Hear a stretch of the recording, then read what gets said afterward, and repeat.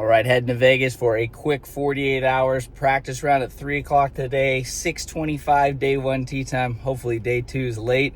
Come home, document it all. Let's go.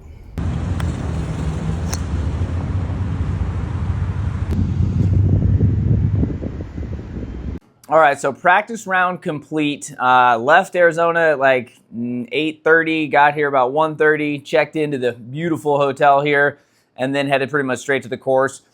You know, sitting around in the car for 5 hours, I definitely stretched as much as I could. Had a pretty good warm up. Hit some good shots. It's like 90, 95 degrees, pretty dry heat out here, very similar to Arizona.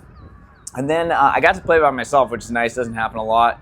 But it was slow. It was so slow out there. So the front nine, I don't know if anyone lives in Phoenix that's actually watching this, but it's very similar like Encanto, Grand Canyon University. Very flat, open, easy.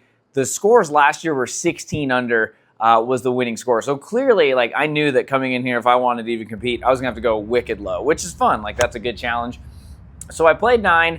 I wanted to play the next 18 or the next 9 to have full 18, but it would have been a long day. I wouldn't have got back till like 7, and then I would have had to get food, and I have a 6:20 tee time tomorrow. So I was like, let's just play 9, and then I just drove around on the back and just kind of mapped stuff out. So I got my yardage book, I got my putt view book. So what I'm going to do now is go through my putt view book and kind of note anything, and then I'm going to go through and use shot pattern as well, just to kind of confirm the back 9. I pretty much have a good clue of what I should be doing, but one thing I'd recommend if you are doing a lot of tournament golf is to have a game plan for every shot, especially every tee shot, I mean. So that way you know what you're going to do, and you're not getting up there and kind of thinking a little bit too much, and then you're standing over the ball with doubt and fear. I just had a really good conversation with Jason Bale. He's the #1 rated PGA coach and teacher of 2025, and he talked about how you really want to make sure, just like any NFL team prepares for it, that you are preparing for the course too. So you're preparing for the shots you're going to hit, the clubs you're going to use, and just trying to get ready for that. So heading into the week, I did some research as well, knew it was going to be a lot of drivers and wedges. So that's been a focus of mine. But again, highly recommend that for you. And if you are getting into tournament golf, obviously check out Wicked Smart Golf 3. It's all about tournaments, and I'm really, really excited about the release of it. But additionally, make sure you don't overdo it. One of the biggest things people do is they think like, oh, I got to cram, I got to put in all this work. That's not always going to help. So what I did, I just played 9, went through the back, kind of comfortable with some of the holes. Again, just did a quick little drive-by. I'll use my putt view book. I'll use shot pattern here to map it all out. And then I got some great Mexican food, and I'm going to get a ton of sleep tonight because I have a 6:20 tee time tomorrow. So it's going to be an early one, but that's kind of what I do when I'm preparing is, again, going through the course, getting that practice round in. If you're not doing a practice round, it's really, really hard sometimes to play courses blind, even if they're wide open and easy. Again, sometimes you just want to get some familiarity out there, build a little bit of confidence. So this way I'll do my research, and I'll be ready to go for day 1. Oh, all right. Day 1 in the books. It's like 10 a.m. We finished so fast. Teed off at 6:25, done by 10, back home. Now I'm going to have to go work out. I got to do something because it's so early. Golf. Oh, my God. 4 under on the front. We started on the back, the way the course set up. So 4 under and then 2 over. That is frustrating. I'm just going to give you the raw kind of reaction and what I like to do after tournament rounds to help the mindset, and a couple things I noticed today. So first off, like, got to be a little frustrated because I finished with a double bogey. I had a clean card going until then. So we'll get to that. So that's frustrating. Gotta let it out. Don't let it stew. But the biggest thing I like to do after a tournament round is really just document as many wins as we can. At one point, I was leading the tournament. I don't look at the leaderboard, but I just screenshotted it, while I wasn't looking because I was like, I'm playing pretty well. Started off par, good par in the first hole. Have a good routine. Again, the biggest thing I can say with tournament golf is developing pre-shot routines. Have your warm-up routines. Have your pre-shot routines. It just makes golf so much easier because you walk up, you know exactly what you need to do. Got up on the first hole, perfect drive, good shot, made par. Second hole, nearly drove the green, made a great birdie there. Par on the next one. The par 5s are like a joke here. They're 460. Like, I hit wedge into both par 5s on the back 9. So it really should be a par 70. So in reality, it feels like it was an even par round. There's already an 8 under for the day. So I know I'm going to have to make absolute magic tomorrow. But a lot of it was there. So, that was kind of my back or my front, which was the back 9 again. 4 birdies, flawless golf. Threw a 6-iron dart on 17 to about 6-7 feet, made that putt. So that was a really good one. Other ones were just wedges. And again, greens were very soft. The course is very gettable. just could not get going on the back nine, unfortunately. Had 6 feet for birdie on 10, missed it. Had 7 feet for birdie on the second, missed it. Third one, though, sculled a wedge over the green almost into the bus stop. Somehow it got lucky, hit a very good approach shot or flop shot over a bunker. And, I mean, 20 feet was as good as it gets. Buried that putt, though, so that was nice. And then again, just par. Kind of grinding, though. I was leaving myself way too long of shots. I flubbed a wedge and left myself 55 feet. Like, it just was a little sloppy on the back. I can't really attribute it to one thing or another, which is ironic because I played the front nine practice round yesterday. I didn't get a chance to play the back, and so I did better on the back versus the front. That is just golf. So let's go over a few stats, though, because one of the things I recommend doing, let's just kind of go over what I do after the tournament round, too. So first things first, make sure you're signing your card. Again, ending the double bogey like I did, that really made me very angry. You can just see that. But I made sure to go through, sign my card, because some things you can do sometimes when you're really stressed on that last hole, if you have a 3-putt or a double bogey, you just don't finish good. It's easy to let emotions get the best of you. I know people that have literally left tournaments and they didn't sign their card or it was wrong. They got DQ'd or they got penalized. So always do that. So again, I compose myself. Then on the way home, I have like a 10, 15-minute drive back to the hotel. What I call the confidence car ride. So this is really documented in my newest book, Wicked Smart Golf 3. I can't stress this enough. When most people finish the round, they just beat themselves up. What I did on that way home is I just relived all the good shots because I hit a lot of them. So again, I'm going through them, thinking about my stats. I'm like, okay, I hit this shot really good. Oh, I hit this drive really good. I don't worry about the bad shots yet. I literally just focus on all the good because our mind loves to remember the bad stuff. So we have to go out of our way to make sure we're feeding it good, positive memories. So I did a really good job with that. I'm thinking about all the good drives I hit. I buried a few good putts, hit some good wedge shots, some good approaches. So that's what I'm thinking about. Then I go home and we get into Decade Golf. So again, logged all my stats here. I'll put them up on the screen. So I I lost 0.1 off the tee, so pretty much even there.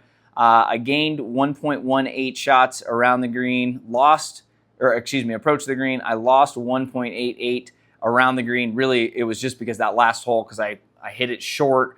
Then I flubbed it in the bunker because this lie was so sketchy, and then there was no sand in the bunker, so I sculled it over. It was a disaster.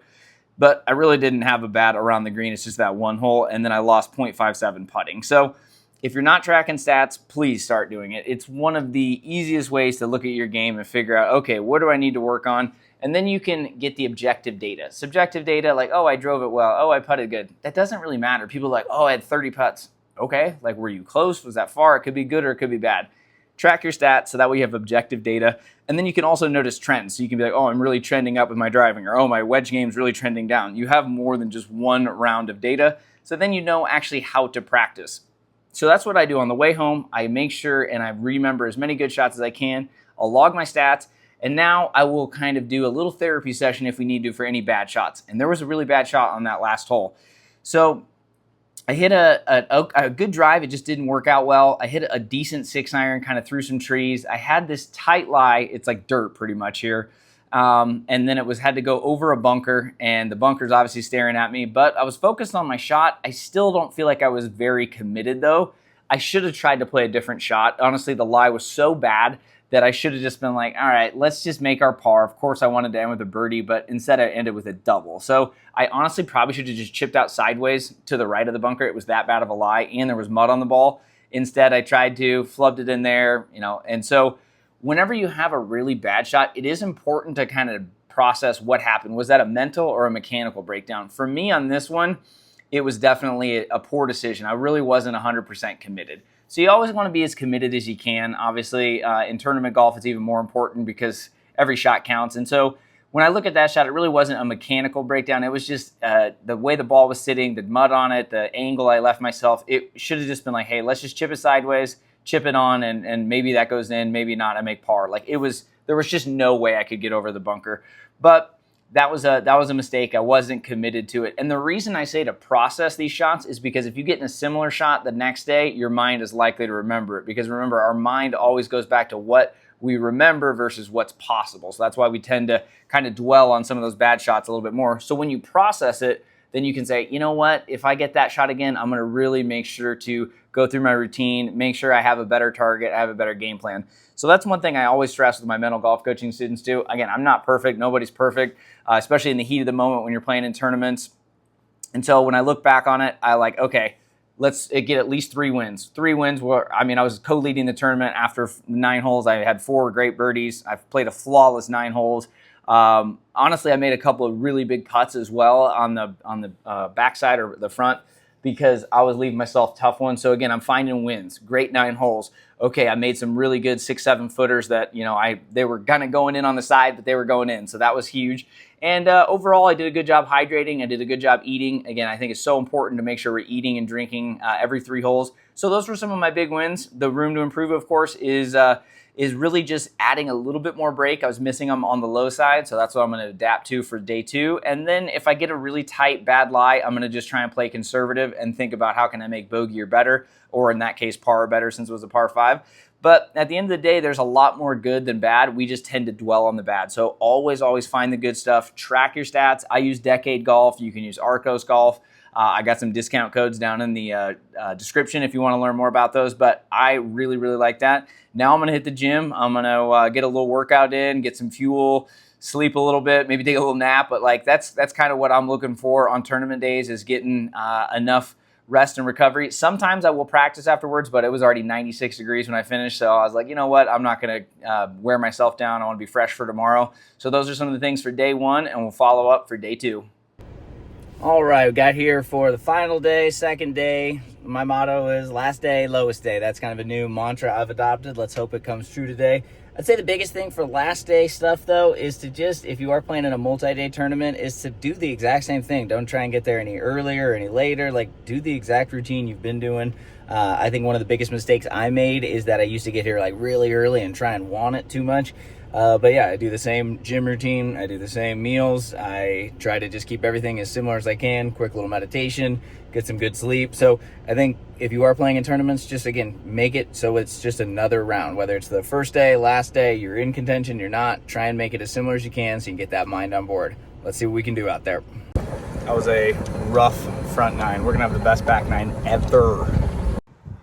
All right, well, we gave it the old college try. It was not the final day, last day, low day we were looking for. Started off with a birdie, making a 20-footer, thinking today is the day. Then golf happened for the next 16 holes. Wow, really let down. That is disappointing to say the least. Finished with a birdie as well, so it's going to make this drive a little bit easier.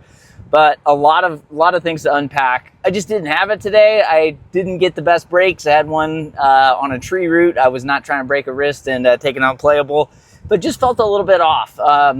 You know, this kind of stuff used to really, like, I would beat myself up, especially on a car ride like this that I have coming up.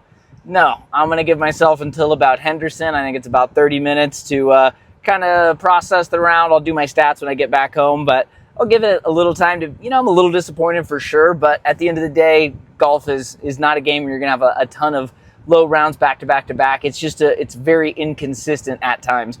So I'm okay with it because I've learned from it. I used to, like I said, beat myself up.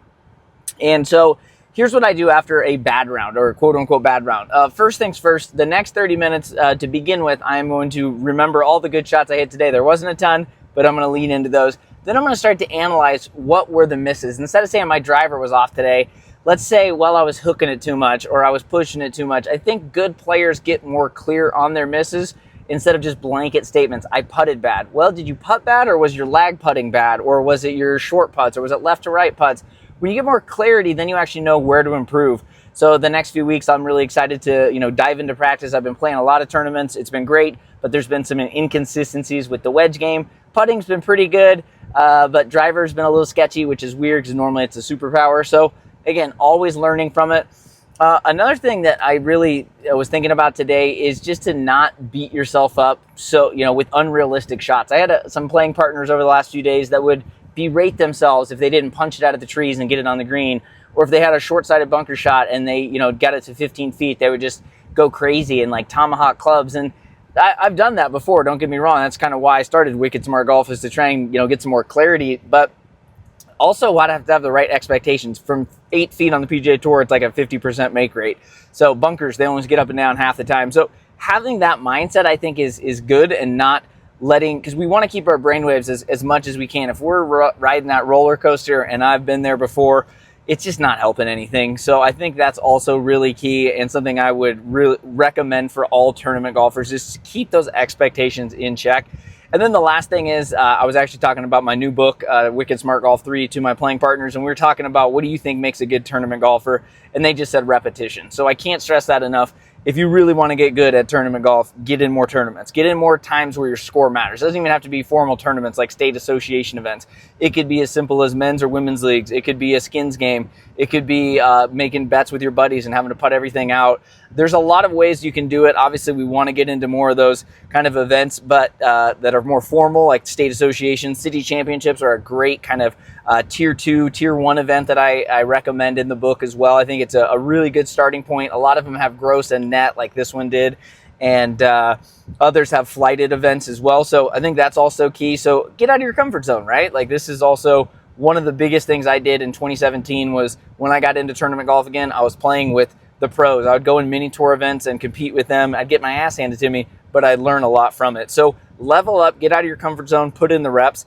And yeah, it wasn't the tournament I was looking for. 70, 76, middle of the pack. I mean, that was pathetic. This course is so easy. So I will be back probably next year if the dates don't conflict, because I had a lot of fun. I love getting out of my comfort zone. I love playing new courses. And honestly, the winning score is probably going to be like 16 under or something like that for 2 days, which means you got to go low. And it's good to have courses that force you to go low and stay on the aggressive and keep pushing. So that way, again, we're expanding our identity, our self-image as a golfer, and hopefully can make that a little more consistent. So hopefully you guys enjoyed the vlog kind of style. Make sure to hit that like and subscribe button. It really means the world to me. Pumping out a lot of great content, have the podcast, 3 books, and I really just appreciate all the support. See you guys in the next one.